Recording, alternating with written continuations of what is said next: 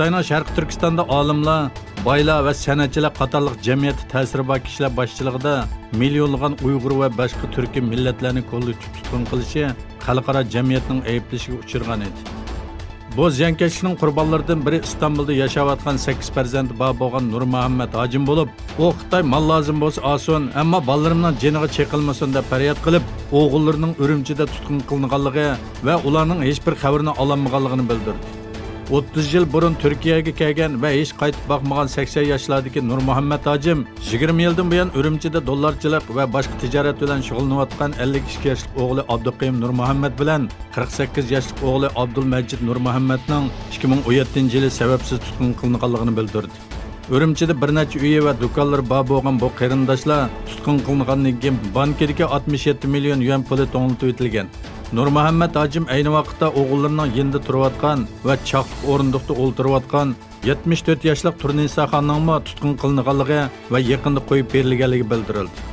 Bu haqda bayonot e'lon qilgan Sharq Turkiston informatsion markazining raisi Abdujal Qarqash Xitoyning naq odam tutishi Xitoyning qanday bir vahshiy siyosat yurgizayotganligining isbotidir dedi. U monolarni bildirdi. Men 40 yildan buyon to'naydigan va qat'iy siyosatga aralashmagan Nurmuhammad Hojimning o'g'illarining tutqun qilinishi Xitoyning Uyg'urlarga qarshi qanday bir bostirish elib berayotganligini bizga ko'rsatib berdi. Boylar, savdogarlar, diniy va fanniy olimlar naq tutqun qilingan va insoniyatning merosiga Xitoy qilib madaniyat qirg'inchiligi elib berayotgan Xitoyga qarshi birlash chaqirig'imni yana bir qatim ta'kidlayman. Xitoyning Sharq Turkistonda tarbiyalash markazlari nomida qurgan jazo lagerlarida qiyin qistoqlar sababli har kuni degidek o'lim xabarlari kelmoqda.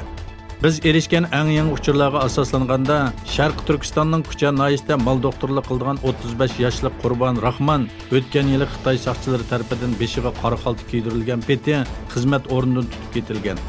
Xitoy doiralarining Qurbon Rahmanga 10 yil burun zaharlik chekimlik ishlatgan degandek o'ydirma jinoyat atib jazo lageriga qamag'anligi, bu yil tutib turilgan Qurbonning zaharlik chekimlikdan zaharlanib o'ldi degandek bahona bilan jasadining oilasiga berilganligi o'ttirg'a chiqdi.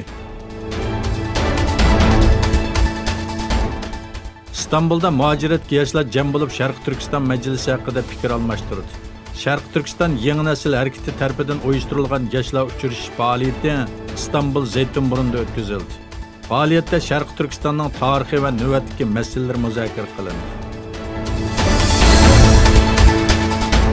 Xitoyning Hong Kong alayida ma'mur rayonida jinoyatchilarning Xitoyga qaytarilish qonun loyihasiga qarshi namoyishchilarga soqchilar yosh oqizish bombasi va suv chechish mashinasi orqali daxl qildi. Namoyishchilar qadam-qadam chekinib Jinjong rayoniga yig'ildi. Soqchilar bilan namoyishchilar orasida yuz bergan qo'g'lash qechishdan keyin namoyishchilar Vanchay soqchi idorasi atrofida o'zlari yiqqan plastik to'saq, axlat sandig'i va har xil materiallardan foydalanib to'saq qurdi va uni ko'ydirdi. Shuning bilan birga Xitoy soqchi va alayda qismlari Hong Kongga chegaralangan Xinjiangda terrorlikqa qarshi manevr o'tkazdi. Bu Hong Kongdagi voqealarga daxl qilish signali deb qaraldi.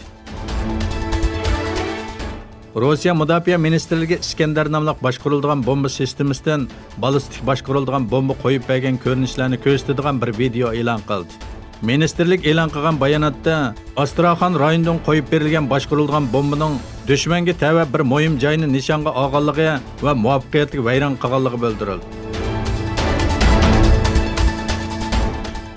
Türk tarixi sohasida muhim tadqiqotlarni elib berayotgan professor doktor Mustafa Kafali 85 yoshida vafot bo'ldi.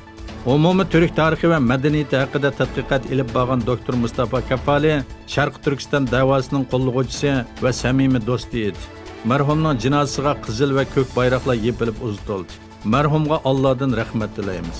Makoni jannat bo'lsin.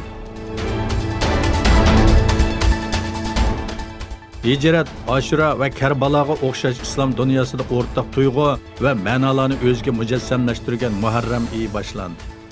Yangi yilga salom. Xushal Quram va muvaffaqiyatlar bilan qadam besishinglarga tilakdoshmiz. Har kuninglar texmi ahamiyatli o'tsin. Hijriya yangi yilinglarga muborak bo'lsin.